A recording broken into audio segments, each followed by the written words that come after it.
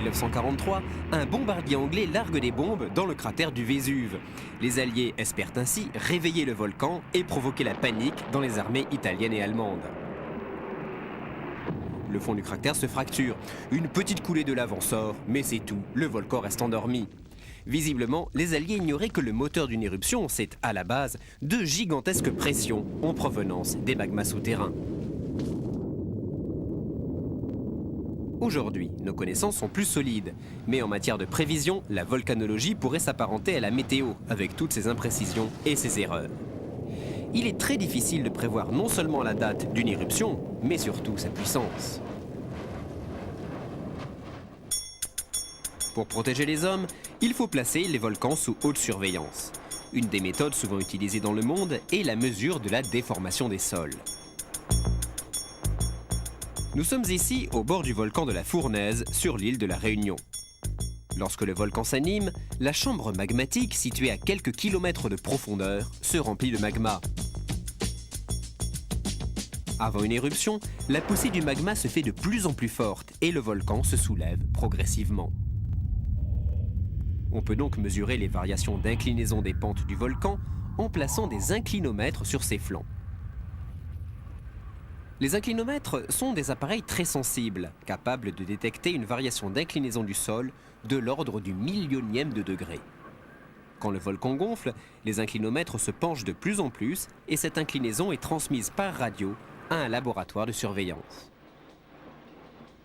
Autre méthode, lorsque le volcan se soulève, il se dilate et les bords du cratère s'éloignent les uns des autres. La largeur du cratère se mesure avec un distancemètre. Cet appareil envoie un rayon lumineux sur un miroir placé de l'autre côté du cratère. Il mesure le temps de l'aller-retour et en déduit la distance avec une très grande précision.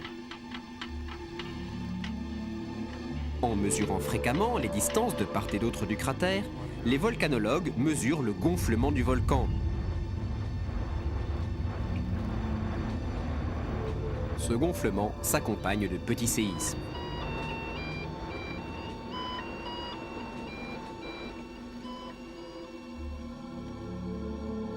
Les enregistrements de ces mini-séismes sont stockés et analysés afin de déterminer d'éventuelles variations dans leur amplitude ou dans leur fréquence.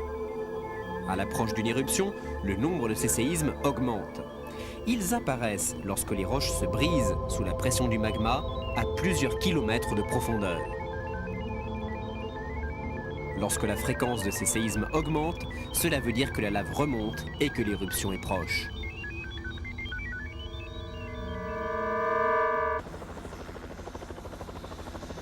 À Hawaï, les chercheurs sont capables de déterminer dans la minute qui suit le tremblement à quel endroit ce séisme a eu lieu et surtout à quelle profondeur. Ils contrôlent ainsi les remontées du magma dans tous les volcans de la région.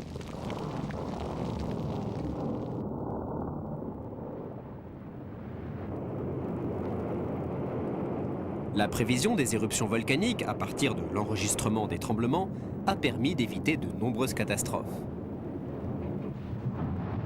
Par exemple, le mont St. Helens, au nord-ouest des États-Unis, se réveilla le 18 mai 1980, après 123 ans de sommeil.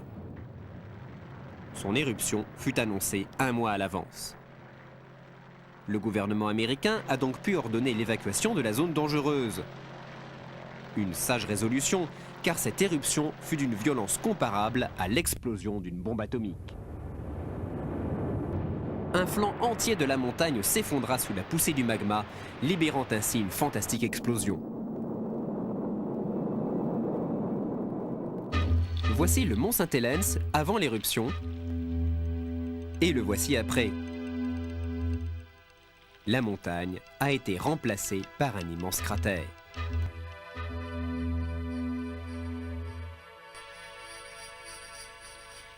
Toute la région fut dévastée dans un rayon de 30 km. Ces sapins, pourtant à plus de 20 km du cratère, ont été soufflés par l'explosion.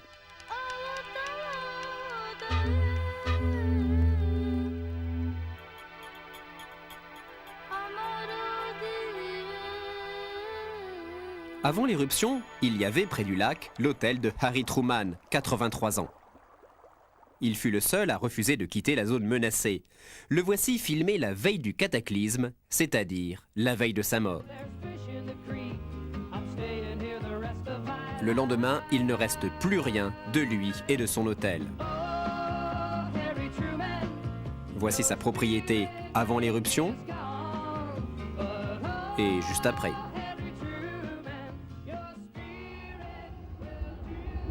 Le photographe qui se trouvait dans cette voiture a été tué, enseveli par des nuées ardentes alors qu'il se trouvait à 12 km du cratère. L'éruption du mont Saint-Helens a transformé la région en un désert. Malgré toutes les mesures de prévention, 62 personnes trouvèrent la mort. Mais si l'on n'avait pas évacué la zone, il y aurait sans doute eu 35 000 morts. Mais la prévision des éruptions par l'étude des tremblements de terre n'est pas une méthode infaillible. Le volcan de la Soufrière, au sud de la Guadeloupe, est l'exemple type du casse-tête pour volcanologues.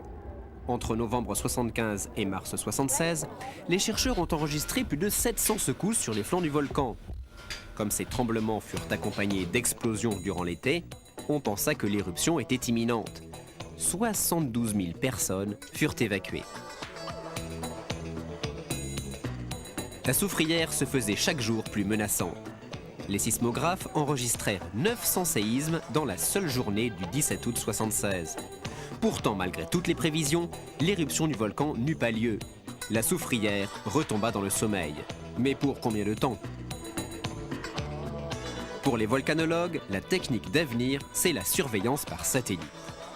Il existe déjà un réseau de satellites, le réseau GPS, dont le rôle est de mesurer les déformations de la surface des volcans. Des balises disposées à la surface du volcan captent régulièrement les ondes transmises par un des satellites du réseau. Ces balises réfléchissent cette onde en donnant leur position. Le moindre mouvement du sol est donc capté par le satellite qui transmet l'information au laboratoire de surveillance. Si tous les volcans du monde étaient reliés au réseau GPS, la prévision des éruptions serait sûrement plus systématique. Malheureusement, aujourd'hui, seule une poignée de volcans sont surveillés épisodiquement par le réseau.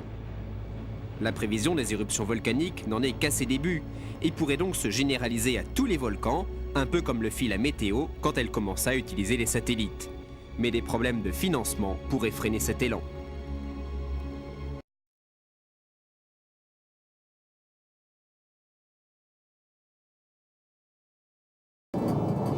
Pourquoi s'établir si près d'un baril de poudre? Les zones menacées par des volcans actifs sont pourtant plutôt rares. C'est que les laves et les cendres donnent une fertilité exceptionnelle aux terres voisines des volcans. Les zones sismiques, elles, sont trop nombreuses pour être évitées. De San Francisco, établi près de la faille San Andreas, à Tokyo, construit juste au-dessus du recouvrement de 2 plaques tectoniques, la population mondiale ne cesse de croître et a besoin d'espace. Mais avec le temps, les hommes oublient souvent qu'un jour, leur terre tremblera. Ce ne sont pas les habitants de la région niçoise qui diront le contraire. Pourtant, devant ces terribles menaces, il existe des mesures de prévention ou même de lutte comme on va déjà le constater avec les volcans. En Sicile, le 28 mars 83, une grosse coulée de lave descend le flanc sud de l'Etna et s'avance vers les zones habitées. La colonie de vacances Don Bosco, un bâtiment en pierre de taille, va être écrasée en 20 minutes.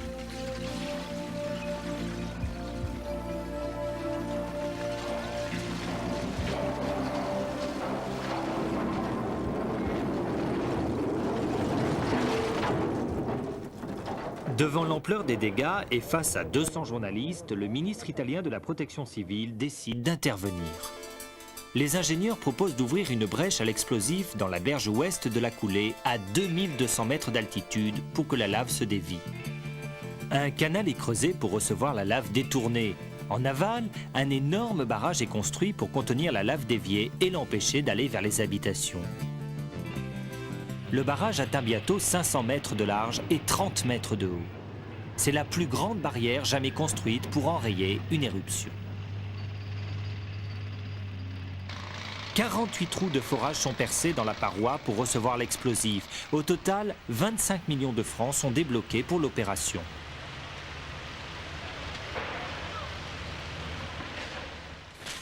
Le 14 mai 83, à 4 heures du matin, 400 kg d'explosifs pulvérisent la muraille de l'Etna.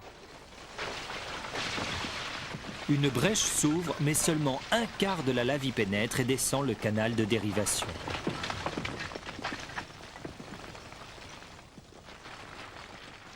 Dès le lendemain matin, la lave n'avance plus dans le canal. Tout est figé. La déviation à l'explosif est un échec.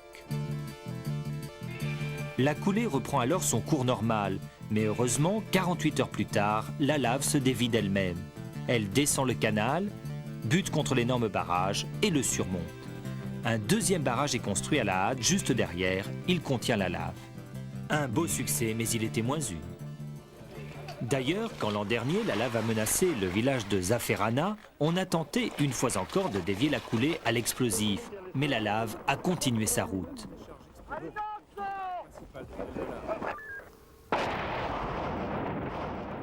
Finalement, c'est grâce à une diminution naturelle du débit de la lave que le front de la coulée s'est stabilisé. Pour les coulées de boue issues des cendres volcaniques, le problème est différent. La boue n'a pas la température de la roche en fusion, mais elle ratiboise tout à vitesse grand V. Elle dévale la pente du volcan à 30 voire 50 km/h et engloutit les villages en contrebas.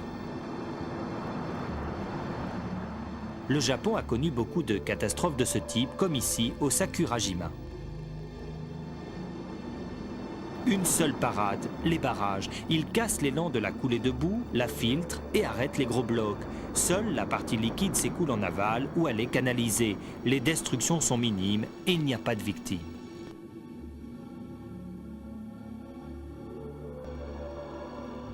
Aujourd'hui, le Sakurajima est un volcan extrêmement bien surveillé. Les Japonais y ont construit des dizaines de barrages en béton, coût de l'opération 10 milliards de francs. Le déclenchement des coulées de boue est prévu grâce à la météo. À la moindre alerte, les techniciens se précipitent dans les abris d'où ils surveillent les coulées de boue sur des moniteurs vidéo.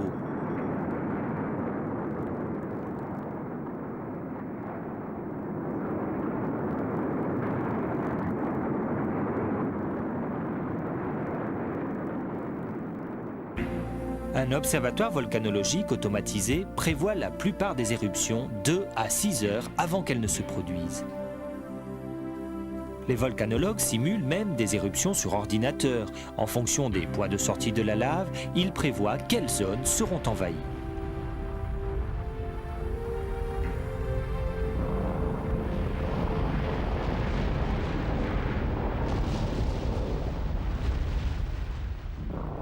Des caméras infrarouges permettent de mesurer la température de la lave. En rouge, 900 degrés, en vert, 300 degrés. Le Sakurajima connaît en moyenne une explosion par jour. D'énormes bombes volcaniques tombent sur les routes et les habitations. L'onde de choc des explosions casse les pare-brises à plusieurs kilomètres à la ronde. Un enfer où vivent pourtant 12 000 Japonais. Pour se protéger des retombées, on trouve des abris tous les 100 mètres. Le port du casque est obligatoire pour les enfants.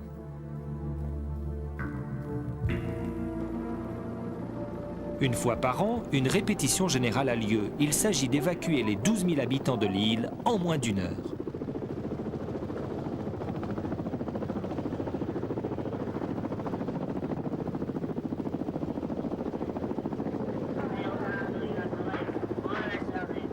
Les blessés asphyxiés par les gaz volcaniques sont secourus.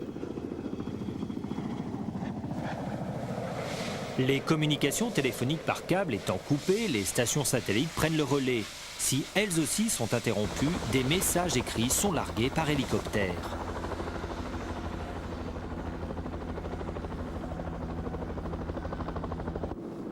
Chaque habitant sait où il doit se rendre, quelle route il doit emprunter, quel port il doit rejoindre, sur quel bateau il doit monter. Un bel exemple d'organisation à la japonaise.